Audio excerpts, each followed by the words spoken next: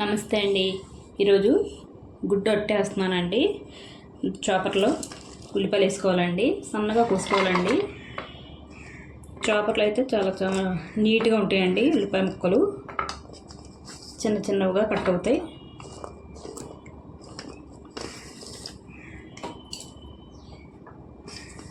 కొద్దిగా కొత్తిమీర వేసుకోవాలండి.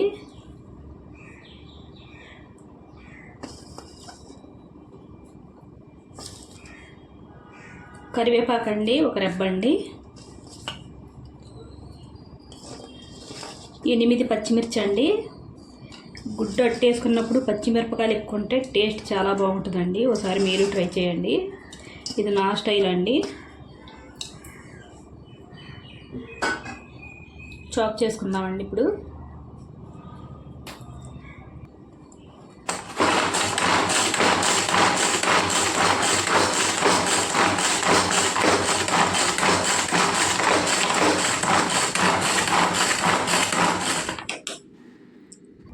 చూడండి ఎంత చక్కగా చాప్ అయినాయో. సన్నగాని ఇలా చాప్ చేసుకోవాలండి.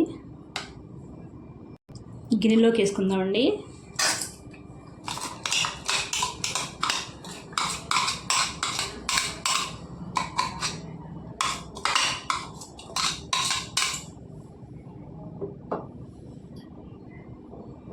ఉప్పు పసుపు వేసుకుంటున్నానండి.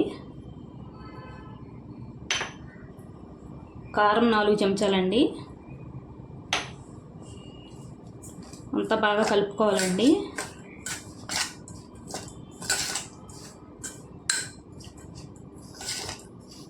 కారం సరిపోకపోతే ఇంకొద్దిగా వేసుకోవచ్చండి. కారం ఎక్కువ ఉంటేనే బాగుంటుందండి. పచ్చిమిర్చి కారం ఎక్కువ ఉండాలండి.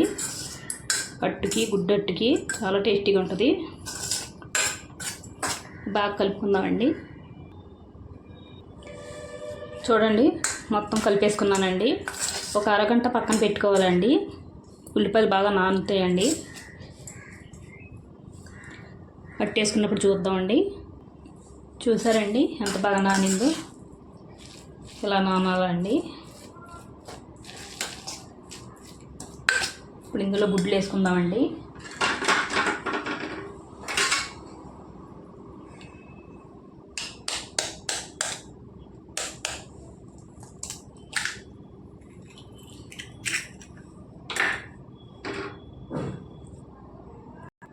చూడండి నేను 4 గుడ్లు వేసుకున్నానండి. బాగా కలుపుకోవాలండి.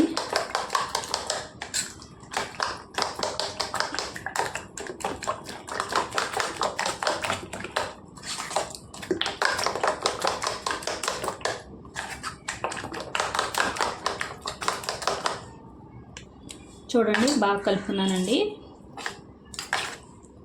అట్టేసుకుందామండి. ఇప్పుడు పెనం పెట్టుకున్నానండి. ఇప్పుడు రొట్టేసుకుందామండి.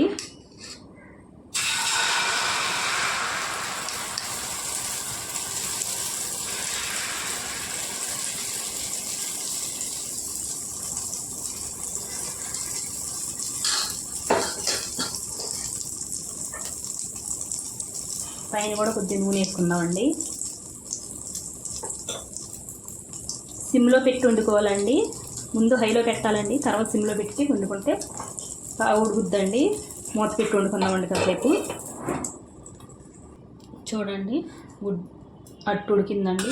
తిరగేసుకోవాలండి.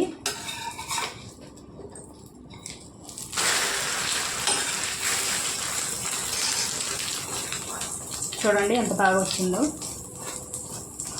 ఉల్లిపాయలు కనిపించవండి, మెత్తగా బాగుంటుందండి. ఇలా వేసుకోండి. మీరు ఒకసారి ట్రై చేయండి. చాలా టేస్టీగా ఉంటుంది.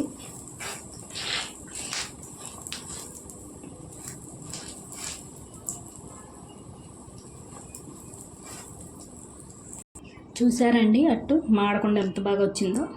ఒకసారి మీరు ట్రై చేయండి. నచ్చితే లైక్, షేర్, సబ్స్క్రైబ్ చేసుకోండి.